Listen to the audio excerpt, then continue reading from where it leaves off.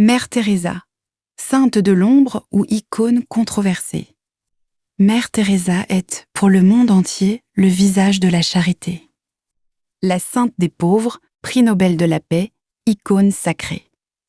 Pourtant, derrière l'auréole, une réalité bien plus sombre a commencé à émerger dès les années 90, portée par des critiques virulentes.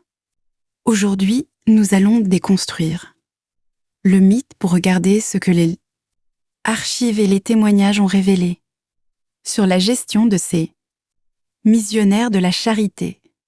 La première grande polémique concerne la gestion financière.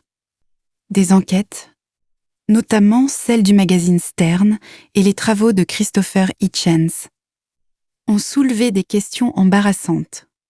Des sommes colossales, malgré les millions de dollars récoltés à travers le monde, les conditions dans les hospices de Calcutta sont restées, selon de nombreux témoignages, extrêmement précaires.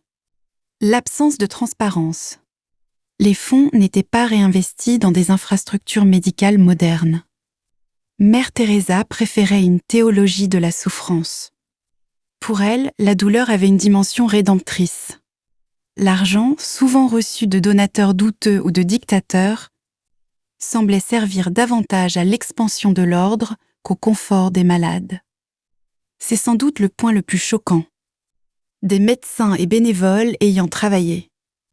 Sur place, on décrit des conditions sanitaires archaïques, hygiène déplorable, réutilisation d'aiguilles sans stérilisation adéquate, manque de soins palliatifs, pas de diagnostic précis, refus des antidouleurs, Mère Teresa affirmait que le monde gagne à la souffrance des pauvres.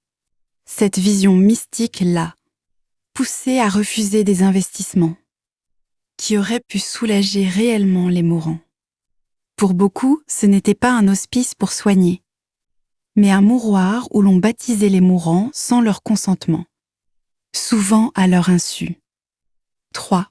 Les fréquentations et le pouvoir, 2h45 à 3h30. La polémique touche aussi à sa proximité avec des figures politiques sulfureuses. Elle a accepté des dons et les honneurs de personnages impliqués dans des fraudes financières massives ou des régimes brutaux.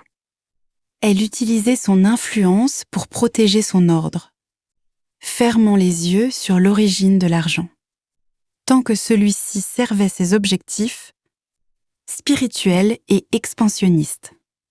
Alors, Mère Teresa était-elle une sainte ou une opportuniste médiatique? La réalité est sans doute complexe. Elle a offert une forme de présence là où personne ne voulait aller.